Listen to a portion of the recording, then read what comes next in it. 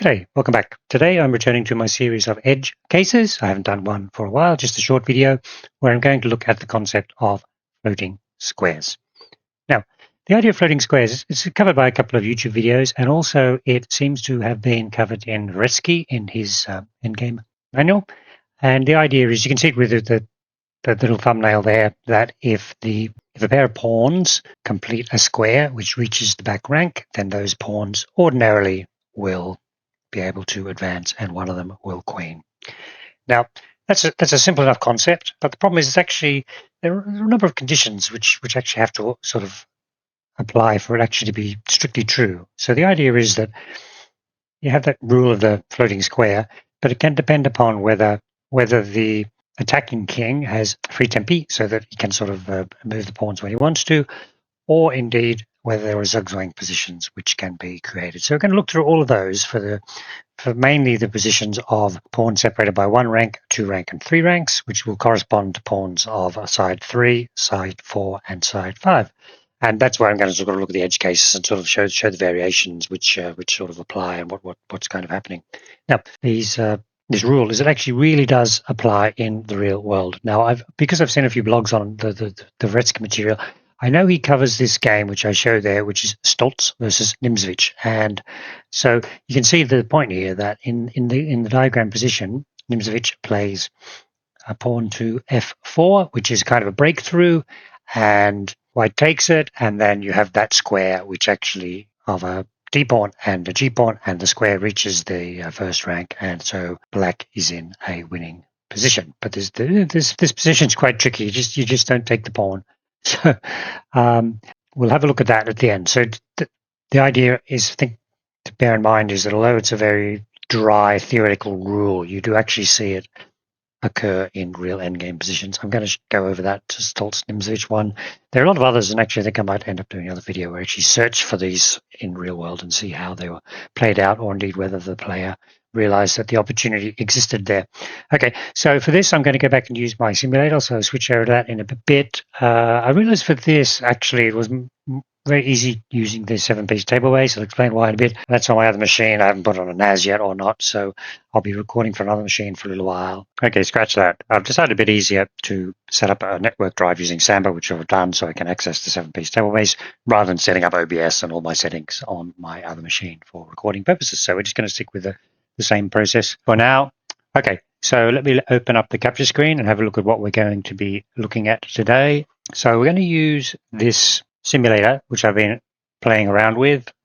There's a typical example of what it does. You can see these little template here, and it basically takes the little 3x3 box with the 2 pawns and the black king and places it on different squares. Place it there, place it there, place it there, place it there, and so on. And then just tries to put it on every square it can. Can't put on that square because the pawns get in the way and all that sort of thing. And then it tells you what the result is. It uses table base, put in for white, put in for black, what's the result, and all that sort of stuff, right? We're going to look at this position straight away, but what it does, it works out the result, and then also, just look at my little directory here, you're not going to see this, but it creates a whole ton of PGN files which shows you the winning drawing or losing line. We're not going to go through, a lot of them are quite straightforward, so we're not going to go through all of them, but that's what my little simulator does. I've got half of what it did, but I've built it before for some of the other very systematic and simple endgames. There's a momentary delay when it fires up the network drive. Probably has to spin it up. This is the box of 3. It's a pawn separated by 1 file, and on top of that we have the underlying position, which in this case is a king, a free king. That king can do anything, right? So we're going to look at positions like that. King can do anything. What's the result going to be? And then I've got a second version of this where now you can see that it's got the same little overlay. We're going to be putting on trying to put on all squares of the board. But in this case, white king can't help, can't support, but the white king can move without losing the game. So this is, what can the pawns do on their own if they're not forced to move. And the third type of position we're going to look at is what we're going to call the zigzag one. We'll just load it up for the same position. This one, right? Now white cannot move his king because white can't move his king. In some circumstances, he's forced to push his pawn. In that case, he will actually potentially lose because the pawns may or may not be able to hold or support themselves, depending on how far advanced they are. Okay, so that's what we're going to look through. We're going to look at the square of 3, the square of 4, the square of 5. Might look at the square of 6. I've done it as well, but that's obviously a fairly unusual one. As I said, later on, and then we've got that final Stoltz-Nimzowitsch position to have a look at. So after we've done all this, we'll understand, what's going on in these positions. What are the sort of edge cases? Why certain positions a win and other positions a draw? Okay, so let's go back to that first one we were looking at. It's the free position, and now I press the key, which gives me the results.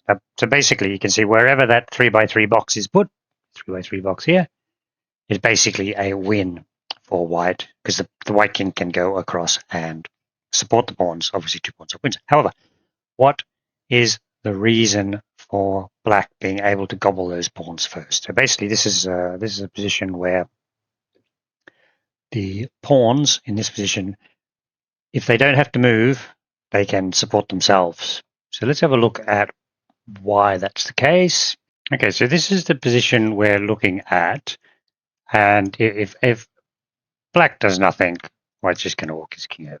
Okay, I think it's fairly straightforward, right? Now, if black has only they're kind of symmetrical, it doesn't really matter. If he advances his king to, if he advances the king to attack one of the pawns, the other pawn advances, now you're blocked and you're going to lose. Yeah? So he can't do that. And if he just moves to the side, the same thing happens. He's going to be blocked out and the pawn will promote.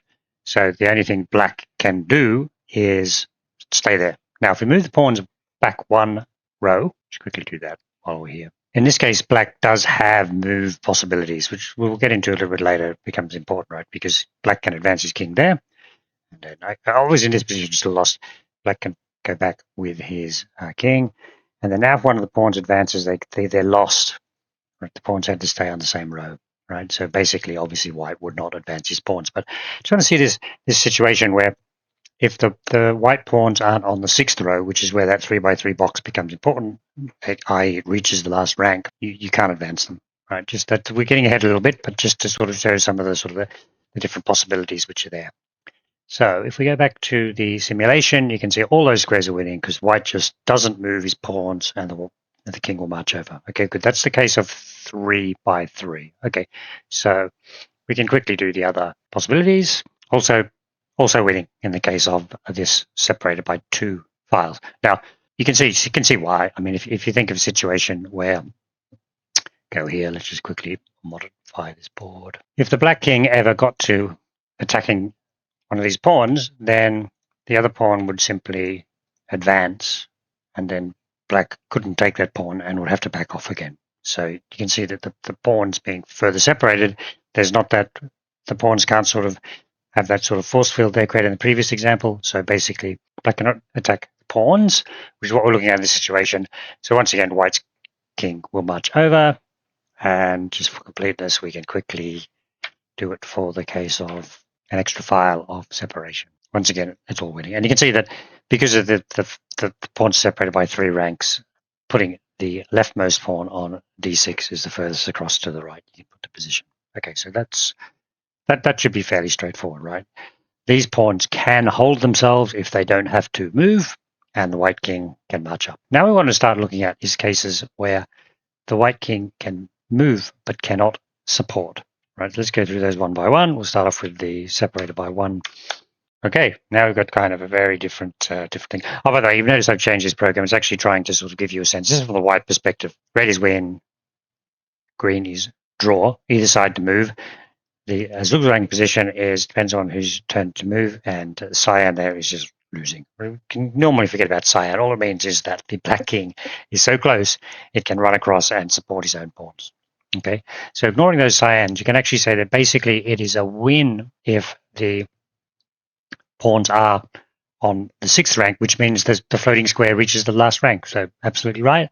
And then if they're further back than that, it's a draw because they need support of the king to advance. So let's bring up an example of that. Here's the simplest one. So what is going to happen here? So actually, this is where I've got the line. The computer generated a line for me. Okay, so it's white to move. Doesn't move black to move. White to move moves king. Now this is this black. Black doesn't want to move. Black does move.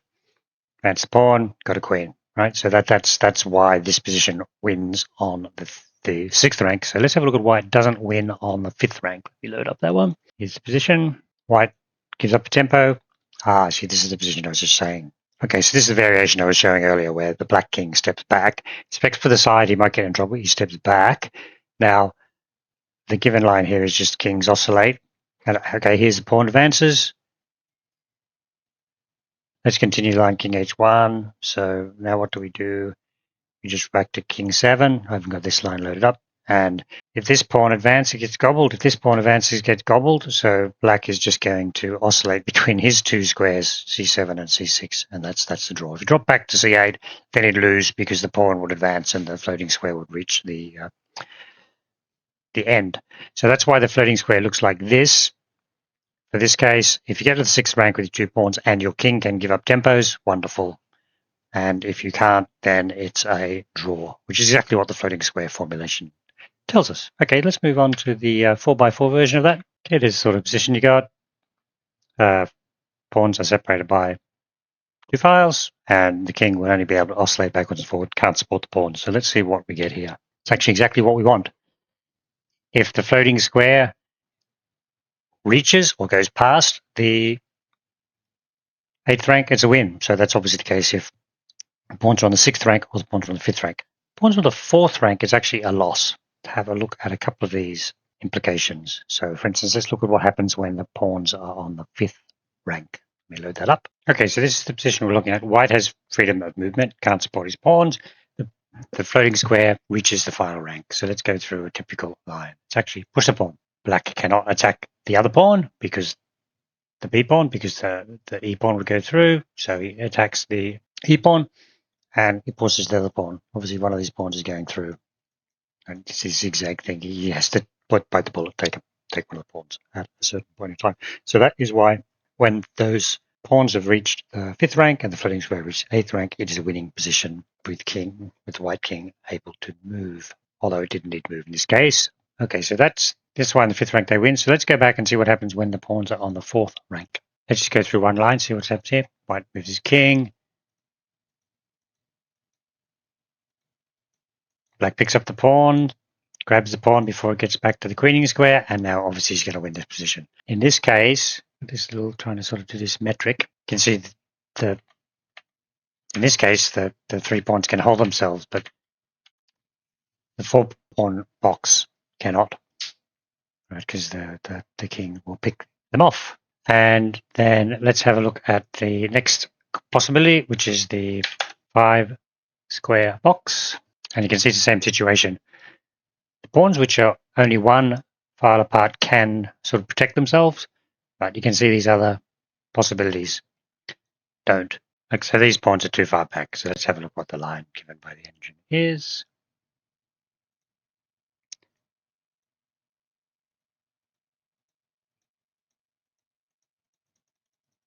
Pawns just get picked off. Okay, right. So that's good. Now we're going to look at the last position where it's even more difficult. Consider this position where the side with the split pawns cannot move his king. Okay, so this little sort of immobility test for the white king. And then now we have a look at the situation. Okay, so change the dimensions a little bit because white can't move. There are 2 cases to deal with. If the pawn's already on the 6th rank, so that is the case of the floating square reaches the final rank, then white at least has a draw in it. We'll have a quick look at that line. But if the pawns are further back, white will lose because this gets back to the fact that those pawns will have to advance, and they'll have to advance in unfavorable conditions. I think we've seen this line before. So this just clarifies that for position. So let's have a look at that on the board. White to move, if he has to push pawn gets lost. Yeah, and then black to move. Black will lose because black has to move to the side or attack one pawn, the other pawn will advance. So we've seen both those combinations before, but just as a quick reminder. For instance, he moves king to the side, push the pawn, and the pawn's going through. Okay, so that's the case of the 3x3 floating square. Let's have a look at how that looks in the 4x4. See, same setup. So we're in position for the black king. And this position doesn't change. It doesn't change the evaluation. Either the floating square reaches the end rank and white will win or white will lose. And just for completeness, we'll look at the 5x5. Same picture. Oh, it's actually something a bit wrong with this because black probably wins by racing over and supporting his pawns. Yeah, so got to watch out for that and some of these possibilities. So I think the most interesting one was the one we just looked at, this 3x3 combination, where actually you can set up quite an extreme situation where those pawns, split pawns, have to advance and they get lost. And obviously that only happens because we've set up the black king in a very particularly unfortunate situation. So I hope that's a good summary of how the floating square works. In general, if it reaches the final rank, it'll be a win. But you can see there's some nuance to the way it actually operates in real life.